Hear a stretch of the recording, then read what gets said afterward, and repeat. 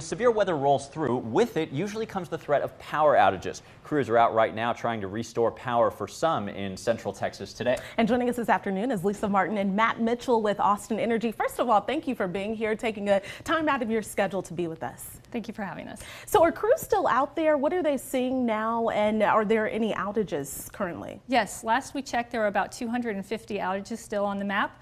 Our crews are still working through, and they will continue to work until they can safely restore power to all. We know in storms like that, different things can lead to power outages. What was the specific damage that you guys saw that caused the most problems for power last night? Yeah, absolutely. These significant storms, as you mentioned, you never really know which direction it's going to head. As soon as we knew it was starting to come into our territory, we already had our crews ready, and as soon as they're safely able to get out there, our first responders get out there. You can see in the photos, there are poles in terms of on top of trees, trees into poles. There was significant lightning. The hail, of course, also contributed to the damage. Okay, and Matt, talk to us about how Austin Energy really prepares for events like this. Severe weather is nothing new to us here in Central Texas. It's a year-round kind of thing.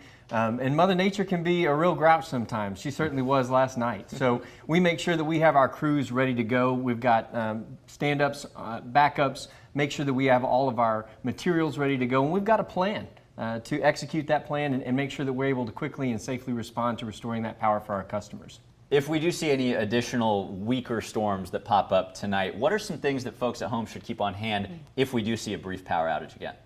Well, that's a great question. We always wanted to talk about, being safe. Number one, have a plan if you have an outage. We hope that those outages are very small and short-lived, but there's a potential, as we saw last night, for widespread outages if things take a turn for the worse. So make sure you have a plan. Make sure that you know where to go if you've got a medically vulnerable member of your household living with you or that sort of thing, and absolutely know how to contact us to report an outage. Make sure you sign up for text alerts so that we can keep you informed based on our latest information.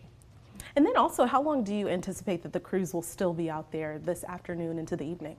Yeah, we're down to the last stages of power restoration. These are the smallest, most complex outages, and it's really hard to pinpoint the time of restoration for each one of these outages. They're all unique. They've got a couple of different complex factors. Sometimes the damage is on the customer side, and if that's the case, then they need to call a licensed electrician to get some work done before we can go safely restore power.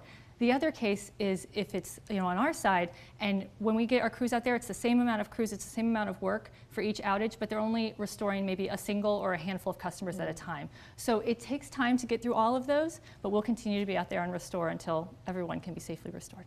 Well, it seems like every season in Central Texas keeps you guys busy, so our representatives from Austin Energy, thank you guys again for your time. Thanks for having us.